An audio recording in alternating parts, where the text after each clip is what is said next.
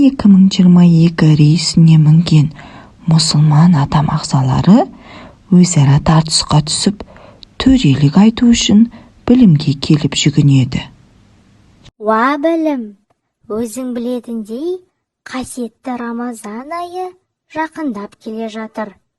Әлемнің барлық мұсылмандары осы айға қызу дайындық үстінде. Біз де өз дайындығымызды бастадық. Рамазанды сәтті өткізуде адам үшін қайсымыз ең маңызды ағза екендігімізге келіспей қалдық. Мен айтамын, Рамазанды дұрыс өткізуге ең пайдалы ағза мен, тіл боламын. Егер адам мені дұрыстаса, онда оразасы да дұрыс болады.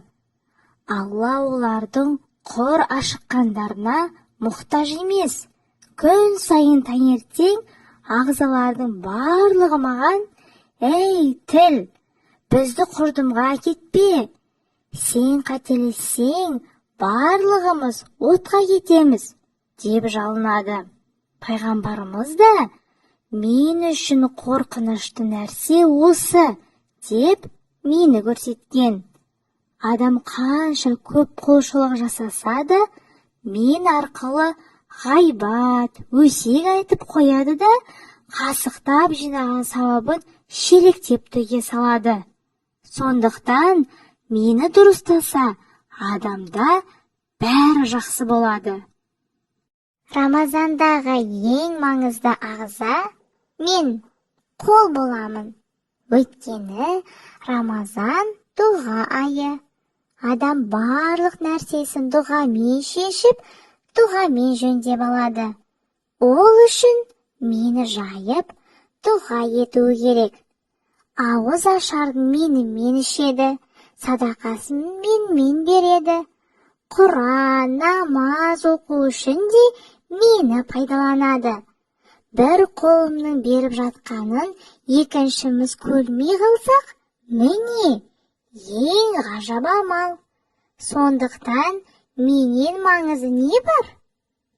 Жоқ, мен маңыздымын. Егер адам мені тыйса, онда оның барлық ісі түзеледі.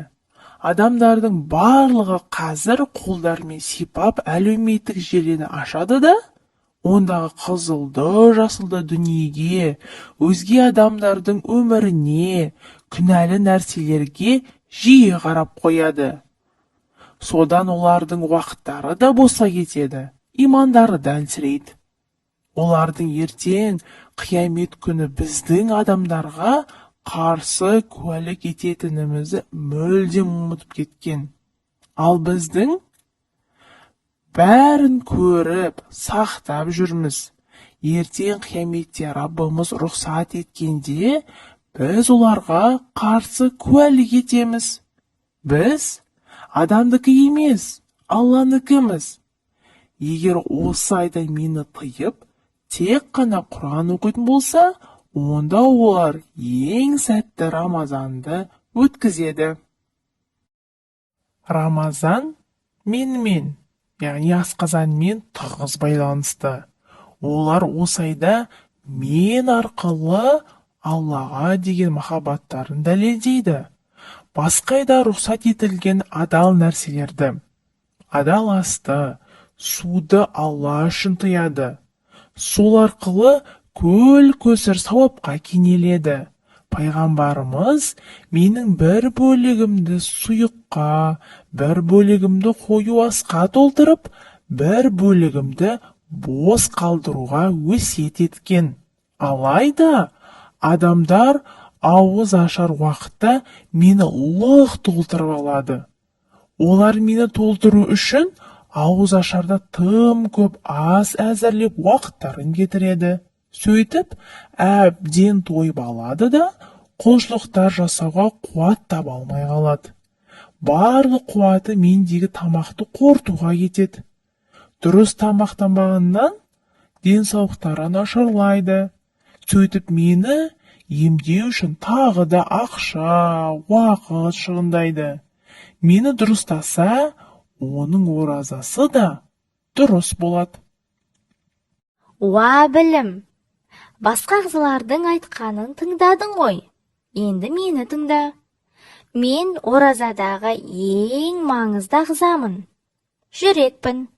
Адамдар 1 жыл бойы мені күнәларымен әбден бүркеп, қап-қара қылып жіберген. Қарашы, мен өлгелі әзер тұрмын. Рамазанның қасиетті қылып берілуінің өзі мені тазарту үшін.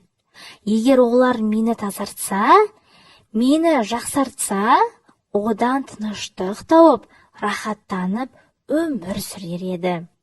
Олардың жақсы жаратылыс болмас еді. Менікі дұрыс емес пе? Өзің төрелік айтшы. Ағзалар, мен сендерді мұқият тыңдадым.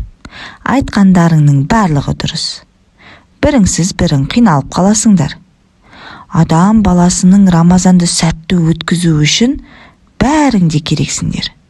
Бірақ адам үшін ең маңызды ағза ол жүрек. Жүрек сендердің патшаларың. Ардақты пайғамбарымыз, сендердің денелеріңде бір кесек бар. Егер ол түзелсе, барлық ағза түзеледі деген. Ол жүрек. Оразаның парыз етілуіндегі мақсаты да осы жүректі тәрбиелеу, тазарту, онда тақуалық деген ең қымбат байлықты орнату болып табылады. Жүрек тазарса, тіл сенен де жақсы нәрсе шығады. Көз сүйенде түйіласың, Алла үшін жас шығарасың. Асқазанның аштығы да білінбейді. Қол болса, тек ізгі амалдарға жұмсалады. Сондықтан адам Рамазанға жүрегін дайындап, Рамазан бойы жүрегін тазартып, аңдып отыруы керек. Ал Рамазан біткен соң, әрдайым жүрегін қорғап, сақтап жүруі керек.